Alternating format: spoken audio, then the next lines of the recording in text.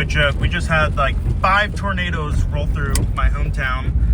One right next to my house and another one right next to the crocodile property. So we're headed there to check on the crocodiles right now. This is right where a tornado just ripped through. Down all these trees. Destroyed this one. Ground zero. What do you think, honey? This is cool. This is pretty cool. In today's video, we're going to be bagging up all my venomous snakes and my crocodilians because we have a hurricane hitting South Florida. Now, it's actually coming from the west coast, the Tampa, Fort Myers area, but it is coming across the state, and it's just missing West Palm Beach by a little bit. So, by protocol, by our disaster plan, we're supposed to double bag and box up every single venomous snake and the crocodilians. So first, we're going to start with the most dangerous snakes. We're going to start with my big rattlesnakes and my big cobras. So what I got here is a bagger. We don't have the actual bags, but we taped them on. So I'm going to grab the cobra. We're going to throw it in, twist it, put it down, and then box up all these venomous snakes. So let's get right into it. All right, so the first venomous snake we're going to bag up is my albino monocled cobra. Now we'll probably do all the cobras except for the spitting cobra. We'll do that one last. As you can see, she's a little dark, she's going in the shed. But when you have a bagging tool, it makes this a lot easier. So we're gonna get her tail in first. Drop her in. Make sure she's not coming up the bag. With these bagging tools, what you'll do is you'll go like this, you'll twist it, and it's as simple as that. A lot more easier than doing it by hand. Then when you have that twist, you'll put your foot down. You'll pull the snake all the way to the back of the bag, twist it a couple more times, you'll take it off and tie it. And that's basically it. Super fast, super simple. But when you're working with deadly venomous snakes, you have to make sure you use your tools like that bagger and the snake hook. As you can see, I'm applying pressure, making sure she can't go back up that bag. But bagging up snakes is the #1 way people get bit by venomous. That's how you bag up an albino monocled cobra. Is we'll double bag her, we'll put them in the tote, and then we'll use zip ties and we'll lock down the tote as well. So in case a hurricane comes and basically blows this place away, these guys will be double bagged and boxed up and shouldn't go into the wild. Now here in West Palm Beach, we're not too worried about the hurricane doing a lot of damage. We're worried about tornadoes. So my snake room is right under an oak tree, so if an oak tree limb falls down, hits the snake room, it's compromised. And if a tornado comes, it's completely going to demolish the entire snake room. All right, guys, now for the second venomous snake we're going to bag up. It's my pastel monocled cobra. Ooh, doggy. Look at that snake. I actually transferred all my snakes from vision cages into racks. Now, especially cobras, racks are a lot better. They feel more secluded. They're not smashing their face on the glass. As you can see, here's plexiglass. So it has a lot more give than that glass. So we got all these cobras in racks. Now a lot of people don't like racks, but the reality is snakes breed a lot better in racks, and they do much better in racks because they feel just more secure. It's darker. Ooh, doggy. It's a lot more darker, but as you can see, when I put these cobras in these racks, they just get fired up because they don't feel exposed. So they're not used to you being around them. So you open the tub and they feel like you're coming into their home. It's very new to them, and that's why this cobra is acting so crazy. This cobra strikes with her mouth open, so she's no joke. As you can see, you typically want to bring them from the bin into the bag, but sometimes they'll fall on the floor like this, and that's when things get a little bit western. So we got that bagging tool, we're going to drop her in there. So you can see her head's coming up. We want her to relax. We want her to bring her head down before we go ahead and twist that bag. Now what you don't want to do is just twist the bag and twist up their neck. You want to make sure their head is at the bottom of the bag before you twist it up. All right, guys, up next is the spitting cobra. Now we're gonna do her last, but I want to put all the cobras in the same bin. That way when I take them out, I know what's what. So we're gonna go ahead, we're gonna pull out this black and white spitter and just pray that she doesn't spit on us. Now the spitters, you gotta be super gentle. You just go in there and start hooking them super hard and stabbing them with the hook, then they're going to spit. But if you're just super gentle, sometimes they won't spit. Here when they spit, it goes, you can literally hear it. You can hear them squeezing the venom out. This one we want to be quick with. She just spit on the bag.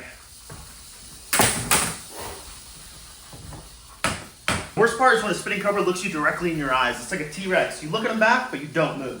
All right, guys, now we're gonna start moving on to my big vipers. The next snake we're gonna pull out is an albino western diamondback rattlesnake. And as you can see, this guy is a hunk. Ooh, man. Look at that. Now the strike range on a western is huge. It's not just 2/3 of their body, it's a lot of times the full length of their body if they really want to. Now this is a thick snake, so I'm gonna go ahead, I'm gonna use a double hook for this guy.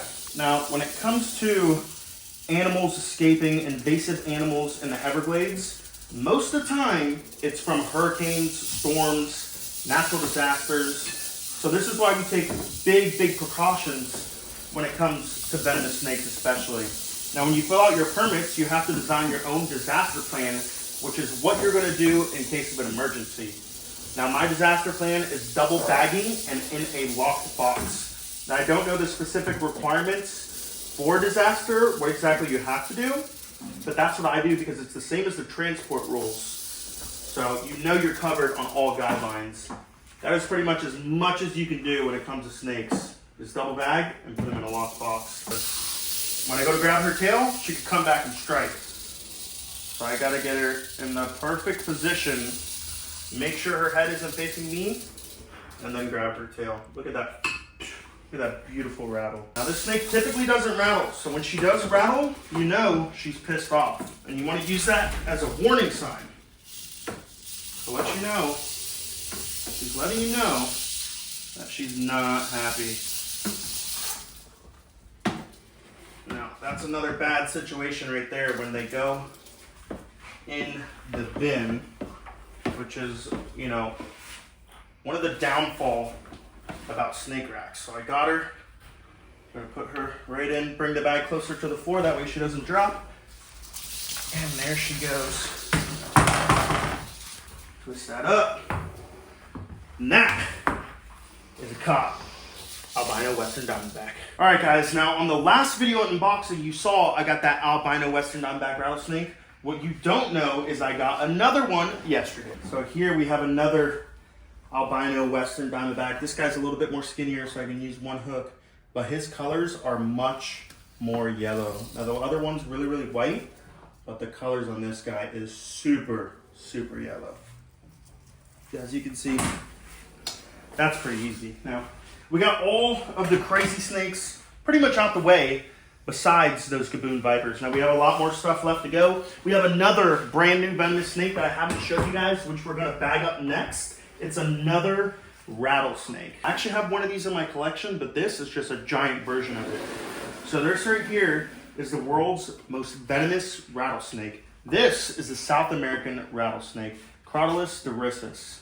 And this I actually just got for free from my good buddy Barry at Lion Creek Conservation. Now he's got a bunch of jaguars and lions and all kinds of stuff, and he has venomous snakes.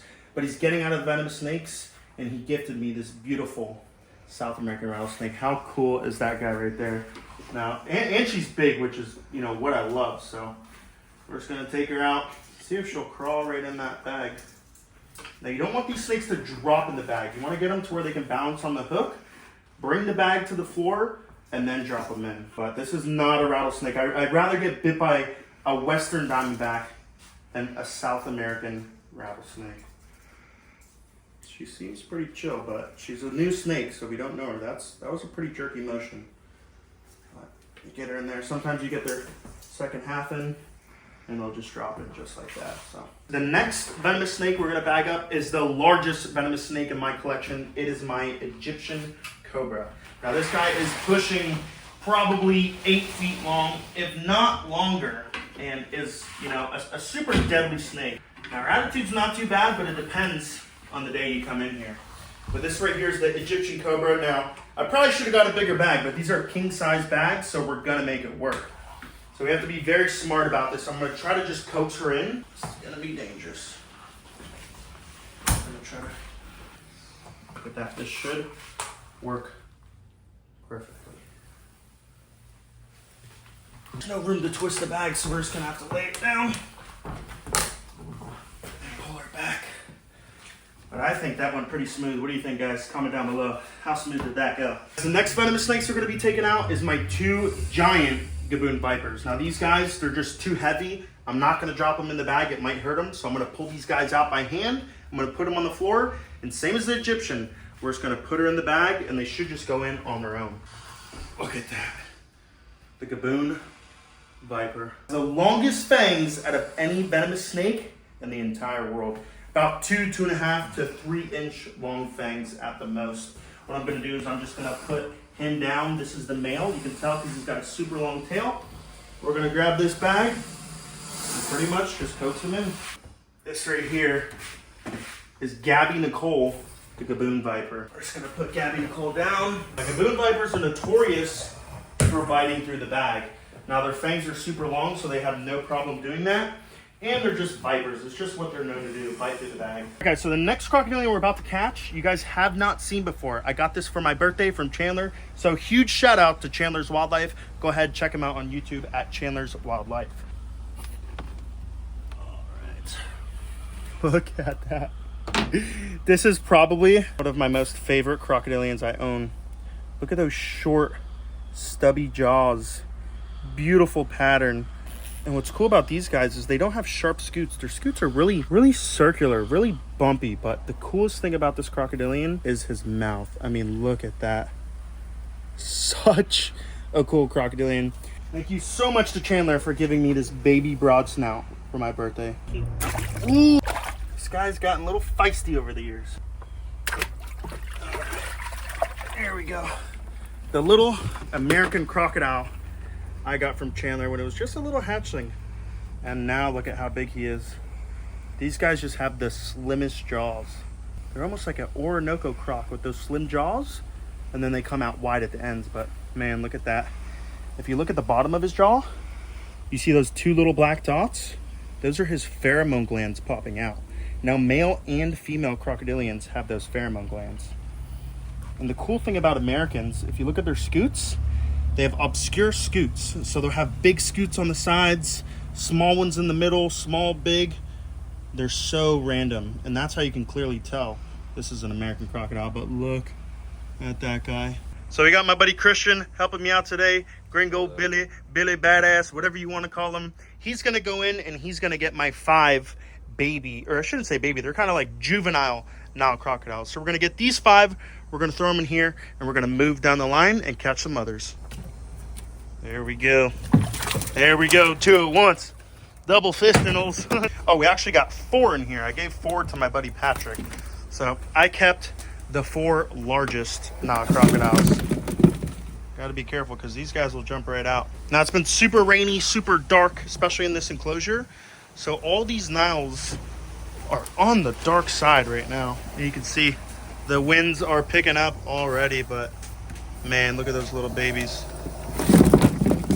All right, go ahead. Put the lid on there so those puppies don't jump out. And here we have a baby smooth-fronted caiman, so we're gonna have to go in here and get him out. Oh, nice catch, bro. That's how Billy Badass does it. But look at that. My little baby smooth-fronted caiman was just a tiny little hatchling when I got him. This was my first baby crocodilian I ever, look at that. He's wagging his tail just like a dog. But the first crocodilian I ever got, that guy will tear you up if he bites you. So you gotta be super quick. 1, 2, 3. All right. These gators are pretty nice. All I really gotta do is pick them up, throw them in the bin, and that's about it. Pick him up, throw him in there. And that is how you box up all your crocodilians and venomous snakes for a hurricane.